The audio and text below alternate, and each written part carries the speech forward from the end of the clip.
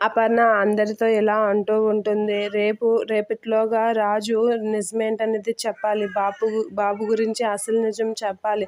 తను ఉండడానికి గల కారణం కూడా చెప్పాలి. లేదు అంటే ఇంట్లో నుంచి నేనే వెళ్ళిపోతాను. ఏ హక్కు లేని నేను ఈ ఇంట్లో నుంచి వెళ్ళిపోతాను. ఇంకెవరూ వెళ్ళాల్సినంత అవసరం లేదు అనిత అంటూ ఉంటుంది. ఆ మాటలకి రాజు, సుభాష్ వీళ్ళందరితో ఒకసారిగా షాక్ అవుతూ ఉంటారు. అవును, రాజు బాబు గురించి నిజం చెప్పకపోతే మాత్రం నేనే ఇంట్లో ఉండను. నాకు ఇలాంటి ఇంట్లో ఉండే అర్హత లేదు అని చెప్పితే అపర్ణ అంటూ ఉంటుంది. ఆ మాటలకి కావ్య, రాజు ఒకసారిగా షాక్ అవుతూ ఉంటారు. ఇంట్లో వాళ్ళందరూ కూడా షాక్ అవుతూ ఉంటారు. అవును, బాబు గురించి అసలు నిజం చెప్పమంటే బాగా మొండి చేస్తున్నాడు.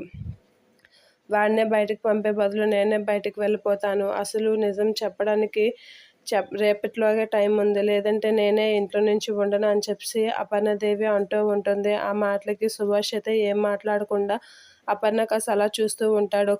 కావ్య కూడా సమాధానం ఏం చెప్పలేక అలా చూస్తూ ఉంటుంది. ఇక రాజు అయితే ఏం మాట్లాడకుండా అలా చూస్తూ ఉంటాడు. రేపు తెల్లవారిలోగా నాకు మీ నిర్ణయం చెప్పండి అని చెప్పి అపర్ణదేవి అయితే అందరి ముందు తన నిర్ణయం చెప్తూ వాళ్ళ నిర్ణయాన్ని అడుగుతూ ఉంటుంది.